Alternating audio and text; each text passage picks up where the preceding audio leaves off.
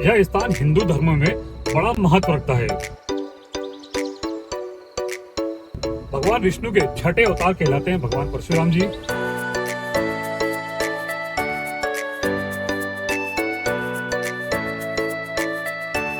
इस घटना ने उन्हें धर्म और न्याय का प्रतीक बना दिया। यहाँ की हवा में एक अलग ही ऊर्जा है जो आपके मन और आत्मा को शुद्ध कर देती है।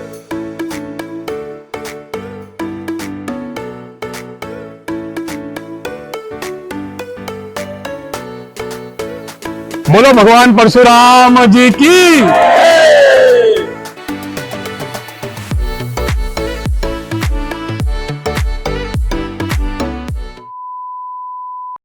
नमस्कार दोस्तों, मैं आपका दोस्त आनंद शर्मा।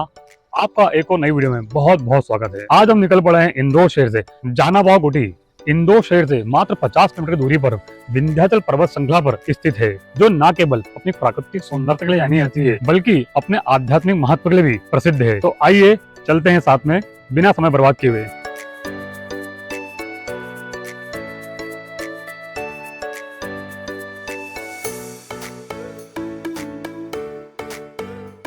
हाँ तो दोस्तों, अब हम अपनी यात्रा प्रारंभ कर चुके हैं, तो लेते हैं बाबा महादेव का नाम। हर हर महादेव। हाँ तो दोस्तों, मैं अपनी सभी वीडियो में बताता हूँ आप लोग को कि आप लोग को सीट बेल्ट लगाना चाहिए। ये आपके और आपके परिवार के लिए बड़ा महत्व रखता है।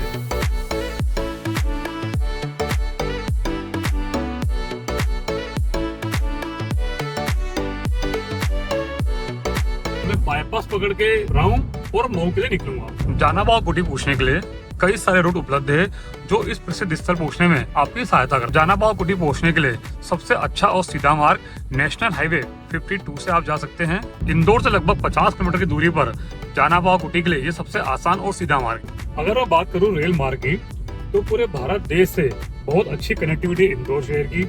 आप इंदौर शहर आकर अपनी जानाबाव कुटी की यात्रा प्रारंभ कर सकते हैं।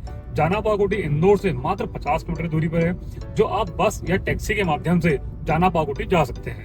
और अगर मैं बात करूं इसके नजदीकी रेलवे स्टेशन की, तो राऊ एक विकल्प है आपके पास, जहां से आप जानाबाव कुटी पहुंच सकते हैं। जानाबाव कुटी यहां से मात्र 23 किलोमीटर की दूरी पर है। अगर हम बात करें हवाई यात्रा की, तो इसका सबसे निकटतम हवाई अड्डा इंदौर में स्थित है। देवी अहिल्याबाई होलकर एयरपोर्ट के नाम से प्रसिद्ध है।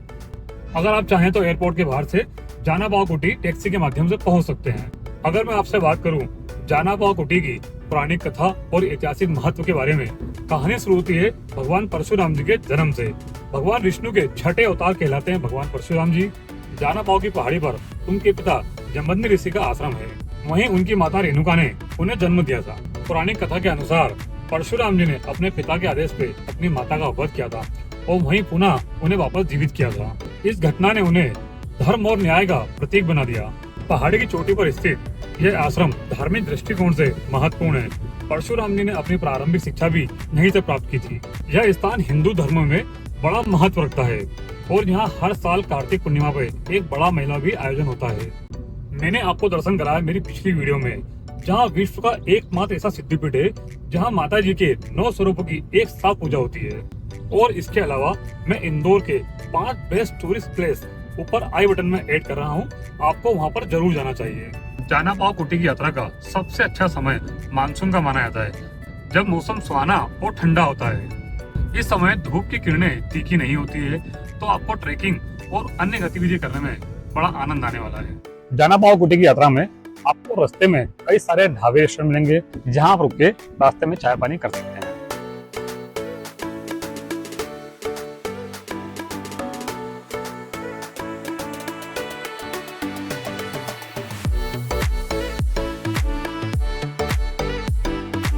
तो दोस्तों, मैं जैसे ही जानाबाव के अंदर मुड़ा हूँ, यहाँ पर हरे भरे खेत खलिहान दिख रहे हैं, छोटे छोटे गांव और बड़ा सुंदर अनुभव है यहाँ का।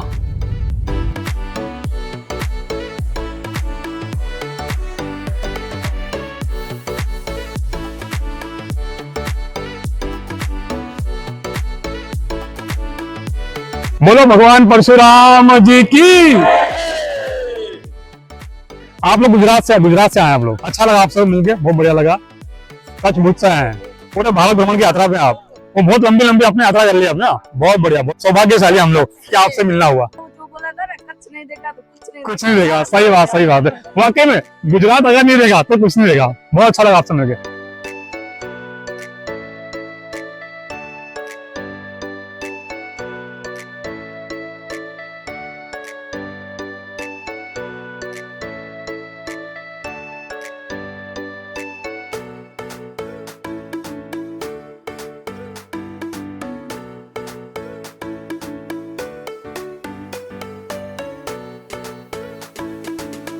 मैं जैसे ही जाना पाव पहाड़ी के लिए गेट पे पहुंचा, मेरा कुछ बेहतरीन लोगों से मिलना हुआ जो कि गुजरात भुज के रहने वाले हैं।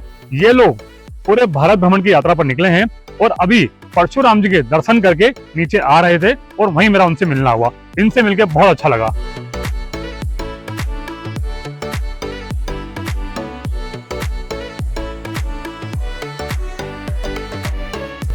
यहाँ के रास्ते बड़े घुमावदार और बड़े शानदार है। पहाड़ों के बीच में से ये रास्ते होके निकलते हैं।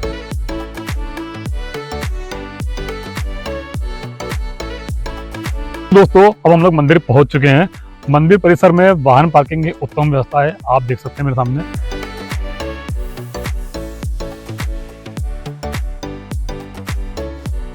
अभी मैं मार्च के महीने में आया हूं। अगर आप लोग हरियाली में आए, जैसे कि सावन के महीने में या दिसंबर या जनवरी के मौसम में आएंगे, तो आपको यहाँ पर काफी हरियाली और काफी रौनक देखने को मिलती है।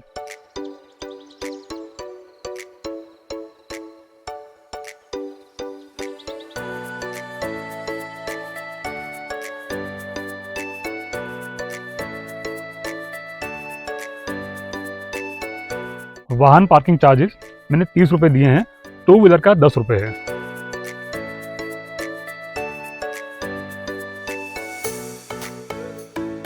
मंदिर परिसर का वातावरण इतना शांत और इतना शानदार है कि आपको यहाँ पर आके एक अच्छा अनुभव मिल रहा है।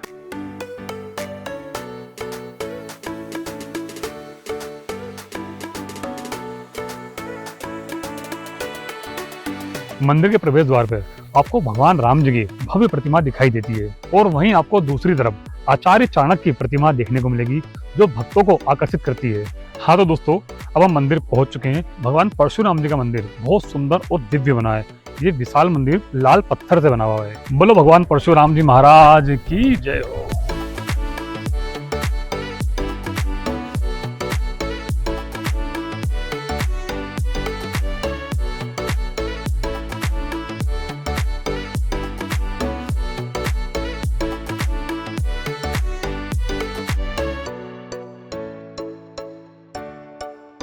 बोलो भगवान परशुराम जी महाराज की जय। जाना पाव कुटी का सबसे गहरा संबंध भगवान परशुराम जी से माना जाता है। ऐसा माना जाता है भगवान परशुराम जी का जन्म इसी जगह पर हुआ था। गर्भगृह के अंदर भगवान परशुराम जी विराजमान है, जो कि उनकी मूर्ति बहुत सुंदर और दिव्य है। यहाँ पर एक प्राचीन गुफा है जहाँ भगवान परशुराम जी अपना जब तब पूजा पाठ किया करते थे। उसी गुफा के अंदर एक शिवलिंग भी विराजमान है जहाँ भक्त अपने श्रद्धा अर्पित करते हैं। जाना पाव कुटी के आसपास के क्षेत्रों में आपको स्थानीय संस्कृति की झलक देखने को मिलेगी। यहाँ के लोग बहुत सरल और मिलनसार होते हैं।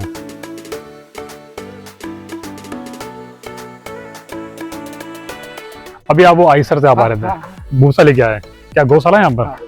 अच्छा, वाह बहुत बढ़िया बहुत बढ़िया। तो ये भूसा कहाँ से आता है, कहाँ से लाया? ये तो बाहर से जो बड़ी गाड़ी आती है, अच्छा खरीदा हुआ है। अच्छा, आपके गावन से यहाँ पर, चलो बहुत बढ़िया बहुत बढ़िया। जाना पाव कुटी न केवल एक पर्यटन स्थल है बल्कि आपको आध्यात्मिक शांति का अनुभव भी कराता है। यहाँ की हवा में एक अलग ही ऊर्जा है जो आपके मन और आत्मा को शुद्ध कर देती है।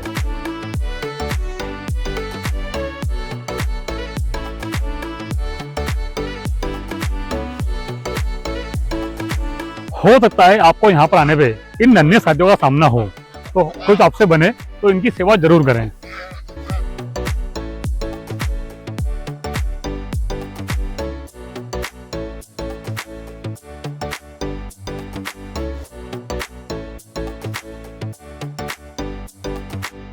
यहाँ जमदग्नि ऋषि का आश्रम था। जमदग्नि सप्त ऋषियों में से एक है, वो एक है। हाँ। जो 7 ऋषि है अपने, उसमें से जमदग्नि एक है। एक माने, हाँ। उनने यहाँ तपस्या की और रेणुका माता उनकी पत्नी थी और उनसे भगवान परशुराम का जन्म हुआ था। ये परशुराम भगवान का जन्म स्थल है। भगवान छठे अवतार कहलाता है। सप्त चिरंजीव में से ये एक है। हाँ, 7 चिरंजीव में एक है। इसको जाना पाव बोलते हैं यहाँ पर ये कुंड है, इसको ब्रह्म कुंड बोलते हैं जी। यहाँ पर सभी लोग आते हैं, स्नान करते हैं और यहाँ पर प्रेत बाधा वगैरह जो होती है, किसी को हवा बाधा लग जाती है, उसका निवारण होता है। ठीक है साहब, बड़ा अच्छा लगा था आपसे मिलके। ये जो भगवान परशुराम जी की जन्मस्थली है जी। और भगवान परशुराम के पिताजी जमदग्नि ऋषि और माता रेणुका की तपस्थली है। ये अभी 2 वर्ष पहले ये मंदिर नया भवन बना है, भगवान का प्रासाद। जी। इसमें बनाने के बाद भगवान की मूर्ति की प्रतिष्ठा की गई। जी। एक यहाँ छोटा मंदिर और था यहाँ पर, जी। वो काफी समय पुराना था। जी।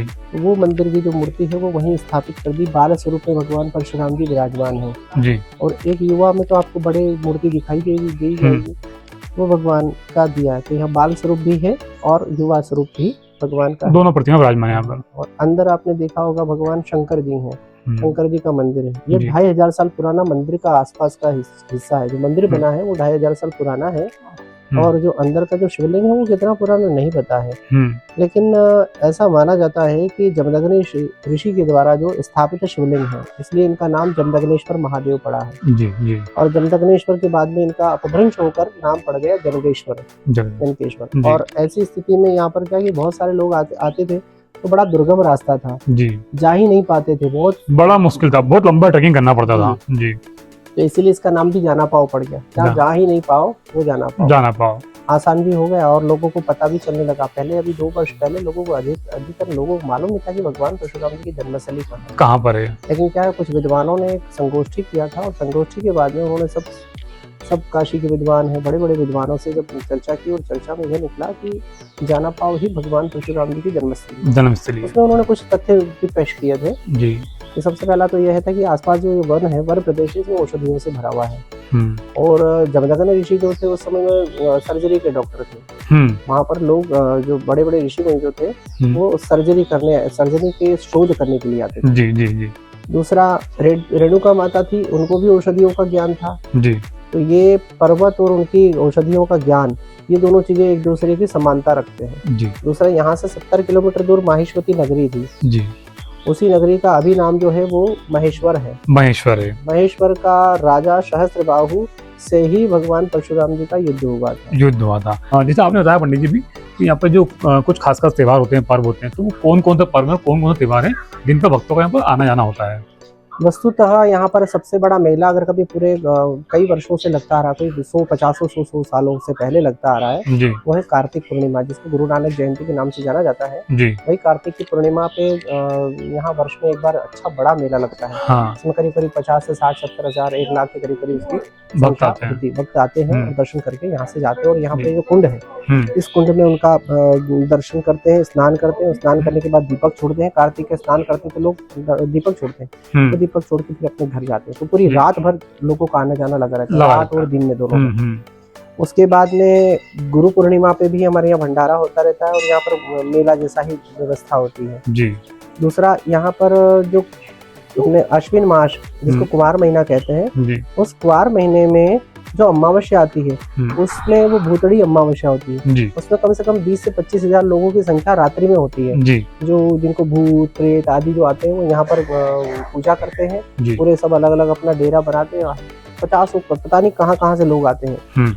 पूरे एमपी से लोग आते हैं और एमपी के बाहर से भी लोग यहाँ पर आते हैं। इन सब लोग आते हैं, रात्रि भर रुकते हैं, पूजन करते हैं, स्नान करते हैं, यहाँ भैरव जी का दर्शन करते हैं, सभी देवताओं का दर्शन करके फिर यहाँ से प्रस्थान करते हैं। ये तो उसके बाद में पूरा श्रावण भर जो है वो मेले जैसी स्थिति होती है। और यहाँ सबसे ज्यादा सुंदर ये बात है कि श्रावण महीने प्राकृतिक सौंदर्य बड़ा सुंदर होता है। इसी के चक्कर में यहाँ पर लोग यहाँ पर आते हैं। सही है, क्योंकि यहाँ पर आप ये जो मंदिर देख रहे हैं, श्रावण महीने में इस मंदिर को मैं देख नहीं सकता, इतना कोहरा होता है। सही है, हाँ।